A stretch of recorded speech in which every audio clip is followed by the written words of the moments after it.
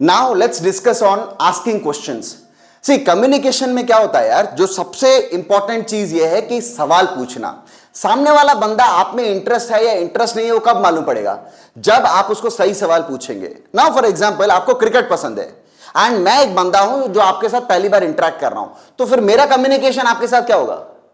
मेरा कम्युनिकेशन उस बात पे होगा कि आपका लाइकनेस के ऊपर।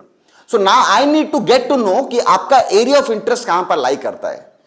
तब क्या होगा? That for example you are a reserved person, आप ज्यादा बातचीत नहीं करते हैं, लेकिन जो सवाल मैंने आपको पूछा ना वो आपका इंटरेस्ट एरिया है, उसके वजह से आप क्या करोगे? आप जानबूझ के बात करना शुरू कर दोगे। क्यों? क्योंकि मैंने सही जगह पे पिच किया है। I have asked you a right question which will make you to open in terms of your communication with me, right? So ये समझना बहुत ही जरूरी है कि कब कौन सा सवाल किस इंसान को किस तरीके से पूछना चाहिए। Asking question is a wonderful art which place an important role in communication. ठीक है, next going ahead which is called as clarifying information. लोग क्यों कम्युनिकेट करते हैं यार? लोग इसलिए कम्युनिकेट करते हैं क्योंकि इंफॉर्मेशन एक्सचेंज कर सके एक दूसरे के साथ, राइट? नाउ मेरा रिस्पॉन्सिबिलिटी बनता है कि मैं आपको राइट इंफॉर्मेशन दूं, राइट? एंड जब मैं आपको सही इंफॉर्मेशन देता हूं फिर मैं आपको ऑब्जर्व करता हूं how you act upon it, right?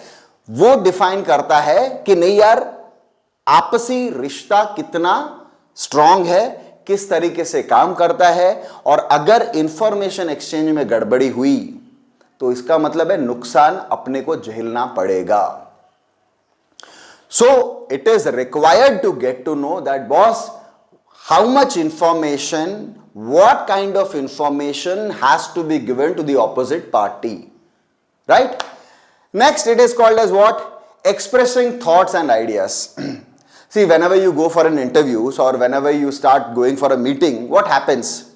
You are going to have a very healthy discussion, right?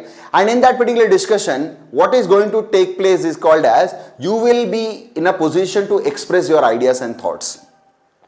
बहुत सारे लोग टैलेंटेड रहते हैं, नॉलेजेबल रहते हैं, लेकिन उनकी खामियां होती है कि वो एक्सप्रेस नहीं कर पाते हैं। कम्युनिकेशन आपको मदद करता है एक्सप्रेस करने के लिए। मान के चलिए कि आप कहीं पर जूम मीटिंग अटेंड कर रहे हैं, कोई ट्रेनिंग प्रोग्राम अटेंड कर रहे हैं, किसी मीटिंग या फिर किसी फंक्शन में गए हैं एंड वहां पर आप एक्सप्रेस नहीं कर पा रहे हैं क्योंकि आपको कम्युनिकेट करना नहीं आता है।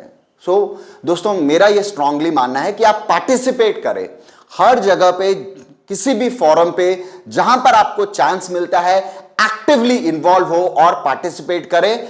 तब जाके आपकी ये कला डेवलप होगी इफेक्टिवली कम्युनिकेट करने की, जिसके तहत आप अपने विचारों को और अपने आइडियाज को लोगों के साथ शेयर कर पाए और बयान कर सके। Next it is called as solve problems. देखिए, जिंदगी की बहुत सारी समस्याएं हर इंसान को झेलना पड़ता है, भले उसके पर्सनल लाइफ में हो या फिर भले उसके प्रोफेशनल लाइफ में हो, लेकिन ये समस्याएं बातचीत से सुलझ जाती है, राइट? जरूरी है कि जब कभी भी आप किसी समस्या में फंस गए हो तो आपके साथ ऐसे अच्छे लोगों का होना जिससे आप दिल खोल के बात कर सको, जिसके साथ आप अपने दुख बांट सको। उसमें क्या होगा ना यार कि एक सॉल्यूशन निकल के आ जाएगा। दरारें कब बढ़ती है? जब बातचीत होना बंद हो जाता है, वो दूरियां बढ़ा देता है, डिस्टेंस बढ़ा देता है ना। जब डिस्टेंस बढ़ जाता है problem increases, it never decreases यार। In order to decrease the problem, you have to approach, you have to talk, you have to get to know. Only then you will be able to find a solution out of it, right? So whenever you are going to come across any of the problems, learn the art of communicating effectively so that you can solve major problems that you are going through.